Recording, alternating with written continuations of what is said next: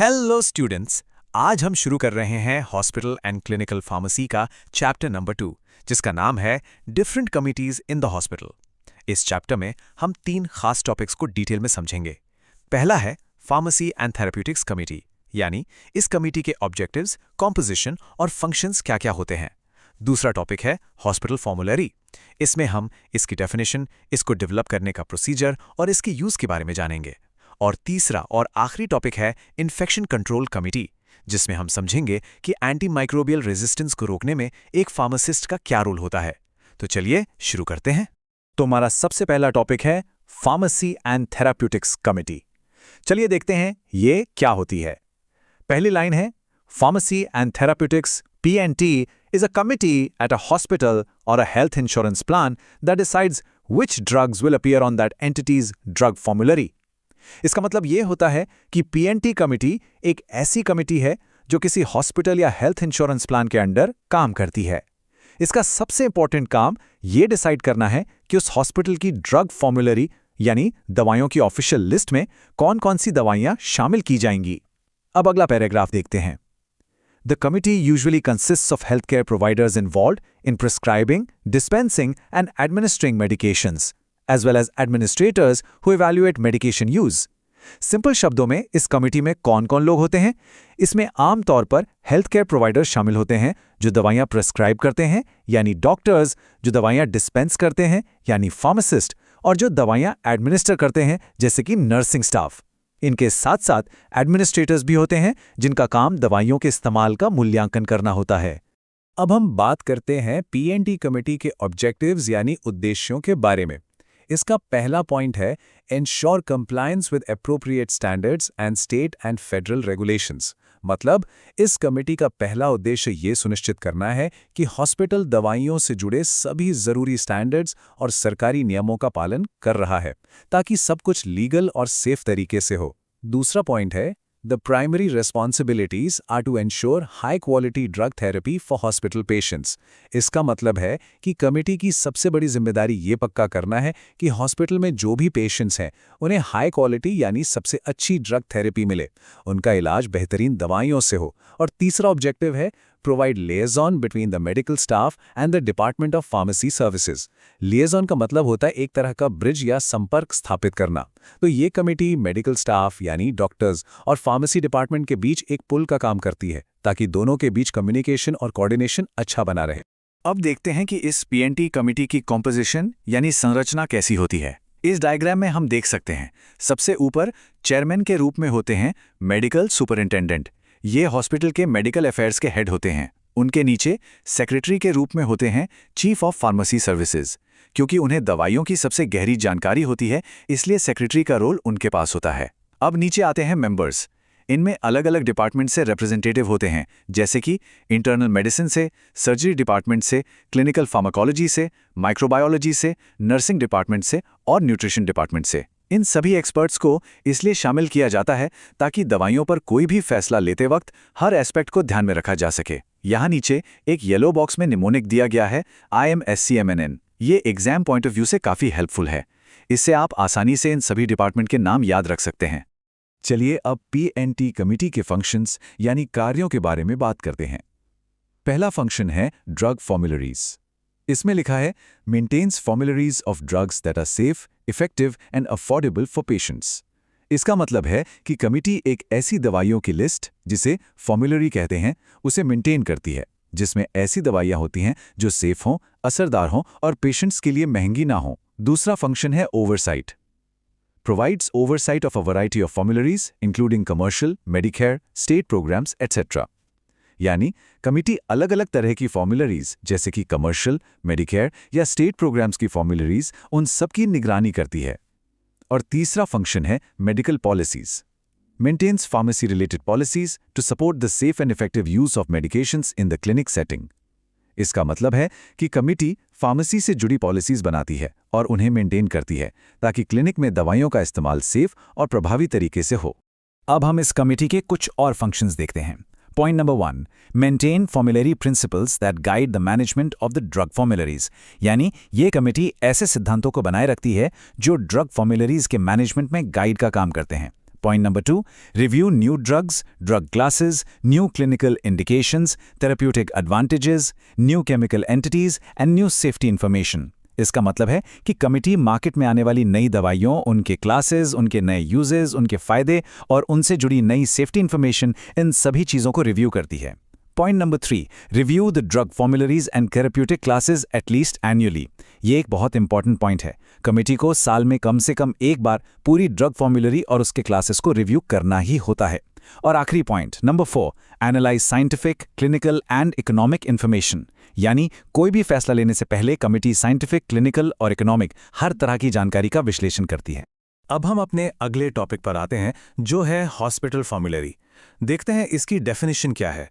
It is a continually revised compilation of pharmaceuticals that reflects the current clinical judgment of the medical staff. इसका मतलब है कि hospital formulary दवाइयों की एक ऐसी लिस्ट है जिसे लगातार रिवाइज या अपडेट किया जाता है, और ये लिस्ट मेडिकल स्टाफ के करंट क्लिनिकल जजमेंट यानी उनकी वर्तमान राय को दर्शाती है। आगे देखते हैं, इस टेबल में बताया गया है कि ये क्या इंफॉर्मेशन प्रोवाइड करती है। इट प्रोवाइड्स इंफॉर्मेशन फॉर, पहला है प्रोक्योरिंग यानी दवाइयों को खरीदने के लिए जानकारी देती है।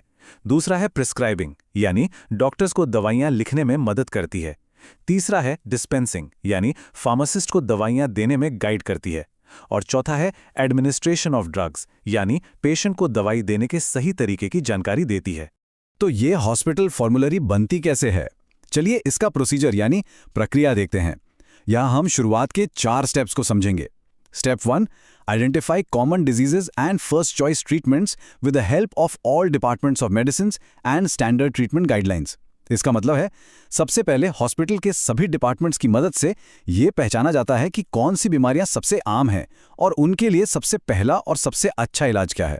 Step 2, expert committee should be established for identifying appropriate therapies for each common health problem.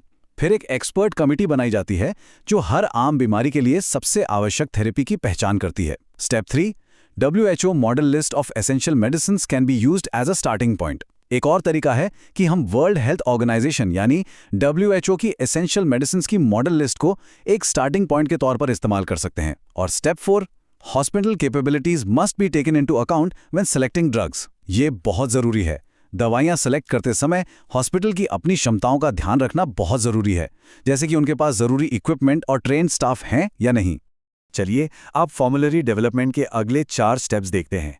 Step 5, a draft list of medicine selected for inclusion should be prepared and circulated for comments. मतलब जब दवाइयों का selection हो जाता है तो एक draft list बनाकर उसे सभी को कमेंट्स या सुझावों के लिए सर्कुलेट किया जाता है।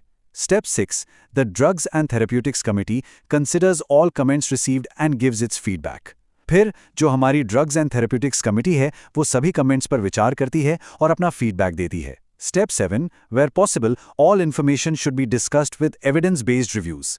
इसका मतलब है कि जहां तक संभव हो सारी जानकारी को एविडेंस बेस्ड रिव्यूज यानी सबूतों पर आधारित समीक्षाओं के साथ डिस्कस करना चाहिए। और step 8, unbiased drug monographs for each of the selected items should be prepared. और आखिर में सिलेक्ट की गई हर दवाई के लिए एक अनबायस्ड यानी निष्पक्ष ड्रग मोनोग्राफ तैयार किया जाता है जिसमें उस दवाई से जुड़ी सारी सही जानकारी होती है। अब आते हैं हॉस्पिटल फॉर्मूलरी के यूज या इस्तेमाल पर।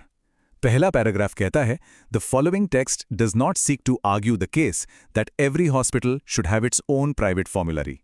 इसका मतलब यह है कि यह जरूरी नहीं है कि हर हॉस्पिटल की अपनी एक प्राइवेट फॉर्मूलरी हो। यह सिर्फ एक कॉन्सेप्ट है। अगला पैराग्राफ है, it would not be appropriate और beneficial in some hospitals to insist that prescribing be restricted only to drugs listed in a formulary. यानी कुछ हॉस्पिटल्स में यह ठीक नहीं होगा कि डॉक्टर्स पर सिर्फ फॉर्मूलरी में लिखी दवाइयां ही प्रिस्क्राइब करने का दबाव डाला जाए। और तीसरा पैराग्राफ कहता है, the value of formularies can be promoted by an exchange of ideas that have prove to be of value to prescribers and patients. इसका सार ये है कि फॉर्मूलरीज की वैल्यू तब बढ़ती है जब इसका इस्तेमाल एक गाइड की तरह किया जाए और प्रिस्क्राइबर्स और पेशेंट्स के फायदे के लिए आइडियाज का आदान प्रदान हो। ये कोई सख्त नियम नहीं बल्कि एक सहायक उपकरण है। हमारा आखिरी टॉपिक है इन्फेक्शन कंट्रोल कमेटी। जैसा कि नाम से ही पता चलता है, इस कमेटी का काम हॉस्पिटल में इन्फेक्शन को कंट्रोल करना है। इस डायग्राम के सेंटर में है इन्फेक्शन कंट्रोल कमेटी। इसके मेंबर्स कौन हैं? फिजिशियंस यानी doctors, nursing staff, quality assurance, microbiology department से, सर्जरी डिपार्टमेंट से और इन्फेक्शन कंट्रोल प्रैक्टिशनर। इन सब लोगों से मिलकर ये कमिटी बनती है। पहला पॉइंट देखिए, the committee is composed of members from a variety of disciplines with in the health care facility. मतलब ये कमिटी हेल्थ केयर फैसिलिटी के अलग अलग डिपार्टमेंट्स के सदस्यों से मिलकर बनती है। दूसरा point, the committee works with an interdisciplinary task force and it is an integral part of patient care and safety. इसका मतलब है कि ये कमिटी एक इंटरडिसिप्लिनरी टास्क फोर्स के साथ मिलकर काम करती है और पेशेंट की देखभाल और सुरक्षा का एक अभिन्न अंग है। इसका मुख्य काम हॉस्पिटल में इन्फेक्शन के रिस्क को कम करना है। और अब हम आखिरी स्लाइड पर हैं, जो है pharmacists role in preventing antimicrobial resistance. Antimicrobial resistance एक बहुत बड़ी समस्या है, जहां बैक्टीरिया पर दवाइयां असर करना बंद कर देती हैं। इसको रोकने में फार्मासिस्ट का क्या रोल है, चलिए देखते हैं। रिस्पॉन्सिबिलिटी सेक्शन में पहला पॉइंट है अप्रोप्रिएट यूज ऑफ एंटीबायोटिक्स, यानी एंटीबायोटिक्स का सही इस्तेमाल सुनिश्चित करना। दूसरा, इन्फेक्शन प्रिवेंशन, यानी इन्फेक्शन को फैलने से रोकना। और तीसरा, एजुकेशन, मतलब दूसरे हेल्थ प्रोफेशनल्स और आम लोगों को इस बारे में जानकारी देना। अब नीचे के बॉक्सेस में फार्मासिस्ट के योगदान के परिणाम बताए गए हैं। पहला, इंप्रूव्स पेशेंट आउटकम्स, यानी पेशेंट्स के हेल्थ रिजल्ट्स बेहतर होते हैं। दूसरा, प्रोवाइड्स एजुकेशनल प्रोग्रामिंग, यानी वो एजुकेशनल प्रोग्राम्स चलाते हैं। तीसरा, decreases IV treatment duration, IV यानी नस में दी जाने वाली ट्रीटमेंट का समय कम हो जाता है। और चौथा, इंप्रूव्स ड्रग कॉस्ट्स, यानी दवाइयों की लागत भी कम होती है। तो हमने देखा कि ये सभी कमिटीज एक हॉस्पिटल को आसानी से चलाने और पेशेंट की सेफ्टी को सुनिश्चित करने में कितनी जरूरी हैं।